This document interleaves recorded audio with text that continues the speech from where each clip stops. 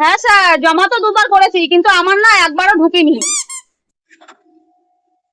কই বাড়িতে কেউ আছে নাকি?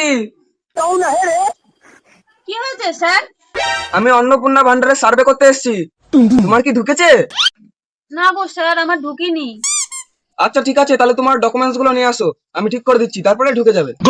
ও আচ্ছা আচ্ছা আচ্ছা, ঠিক আছে ঠিক আছে স্যার, আপনি ঘরে আসুন ঘরে আসুন। না না, আমি ঘরে যাবো না, আমার বাইরে বসার ব্যবস্থা করো। ও আচ্ছা ঠিক আছে স্যার, কি গো বাইরে একটা চেয়ার দাও তো স্যারকে আচ্ছা বসতে। ঠিক আছে দিচ্ছি। এই নিন স্যার, এখানে বসুন, এখানে বসুন।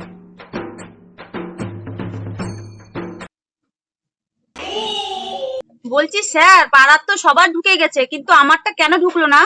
আরে সেই জন্য তো আমি এসেছি প্রত্যেক বাড়ি বাড়িতে, কার কার ঢুকেছে কার কার ঢুকিনি, ওই ডকুমেন্টস গুলো দাও, আমি ঠিক করে দিচ্ছি।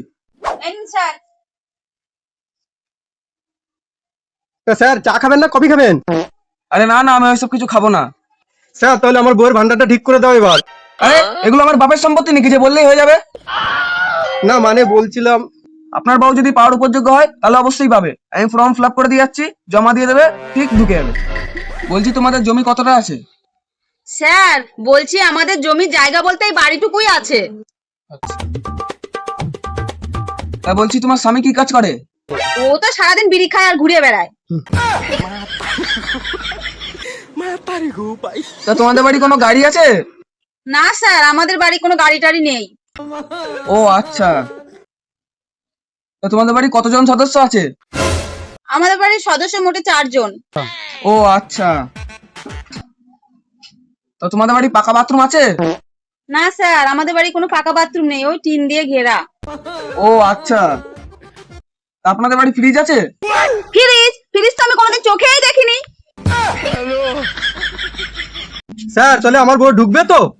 টাকা ঢোকাটা কি হাতের মুয়া নাকি যে বললেই ঢুকে যাবে? আপনি কি একবার অনলাইনে জমা করেছিলেন? হ্যাঁ স্যার, জমা তো দুবার করেছি কিন্তু আমার না একবারও ঢুকিনি। আচ্ছা ঠিক আছে, আমি সব ফর্ম ফিল আপ করে দিয়েছি।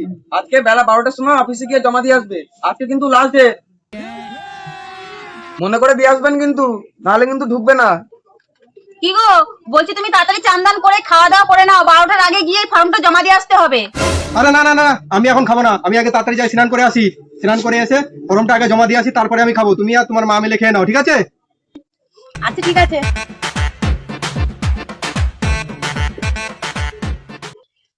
কই গো, দেরি হয়ে যাচ্ছে, তাড়াতাড়ি ফর্মটা দাও, আমি যে তাড়াতাড়ি গিয়ে জমাটা দিয়ে আসি।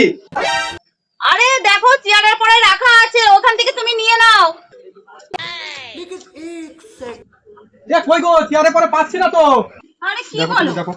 আমি তো এইখান থেকে তাহলে ফর্মটা নেবে কি? আমি তো এখানে রেখেই গিয়েছি। আরে তাহলে তুমি একটা কাজ করো না, মাকে একটু জিজ্ঞাসা করে দেখো না, মা কোথাও কাগজটা সরিয়ে রেখেছে কিনা। আচ্ছা ঠিক আছে, আমি দেখছি মাকে জিজ্ঞাসা করে। মা, ও মা।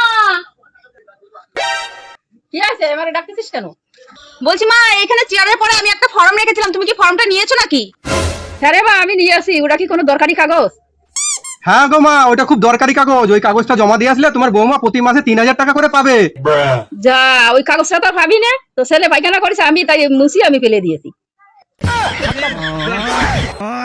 যা, এবারও তোমার আর ঢুকলো না। যা, আমার সব শেষ হয়ে গেল, এবারে কি হবে আমার?